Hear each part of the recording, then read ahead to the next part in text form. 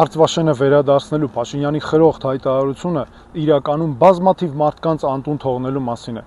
Արցախից հետո լավ են սովորել։ Անընդհատ խոսում են Ադրբեջանին տարածքներ ոչ թե իբր հանձնելու, այլ վերադարձնելու մասին, բայց իրականում բզկտում, քրքրում են Հայաստանի անվտանգության ամբողջ համակարգը։ Ու ես հիմա ձեզ կոնկրետ օրինակով, ապացույցով ցույց կտամ, թե ինչ է սպառնում Հայաստանին, եթե տեղի ունենա անկլավների, տարածքների փոխանակման այս արհեստական ծրագիրը։ 2020 թվականից հետո Ադրբեջանը ինտենսիվացրեց Տիգրանաշենի, Արցվաշենի, Տավուշում ինչ-որ անկլավային գյուղերի, տարածքների փոխանակման վերահսկողության հանձնման ծրագիրը։ Դրանից հետո Փաշինյանը ԿՊԱ-ականները իրար հերթ չտալով անընդհատ խոսում էին սրա մասին, բայց իրականում սա ամբողջ Հայաստանը շրջափակման մեջ գցելու, մեր սահմանները ավերելու, բզկտելու ծրագիր է։ Ռազմավարական անվտանգության առումով անդառնալի խնդիրներ են առաջ գալու։ Օրինակ, արգելափակվելու է մեր միջպետական ճանապարհներից մեկը, ամենագլխավոր, այն ճանապարհը, որով Արարատից, Երասխով գնում ենք Վայք, Եղեգնաձոր, Ջերմուկ, Գորիս, Կապան, մեր մյուս բնակավայրերը, նորից էլի տանելու են սարերի մեջով, անտառների մեջով, երկրի խորքով ճանապարհներ անցկացնեն ու քայքայեն մեր անվտանգությունը։ Տավուշում ինչ է տեղի ունենալու։ Հիմա ես ձեզ կոնկրետ ապացույցով ցույց տամ։ Տեսեք, սա Իջևանից Այգեհովիտ, Վազաշեն եւ դեպի Բերդ տանող ճանապարհն է։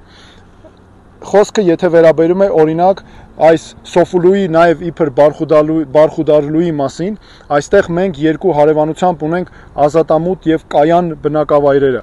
Ազատամուտի մոտ են հայտնվելու 20-30 մետր հեռավորության վրա ընդամենը ադրբեջանական վերահսկողությունը, նաև նրանց զինված ուժերը, եթե բերեն տեղակայեն այդտեղ։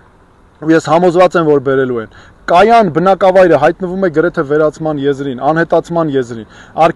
արգելափակվում է այստեղից, ադրբեջանական վերահսկողության ներքո է հայտնվում դեպի Այգեհովիտ տանող գյուղը, հետո դեպի Վազաշեն տանողը, ստիպված ճանապարհները նորից էլի կառուցելու են անտառների մեջով, երկրի խորքով, բազմաթիվ բարդություններ պատճառելով մարդկանց, մեր արոտավայրերը, մեր խոթարքները, մեր հողերը հայտնվելու են նրանց վերահսկողության ներքո։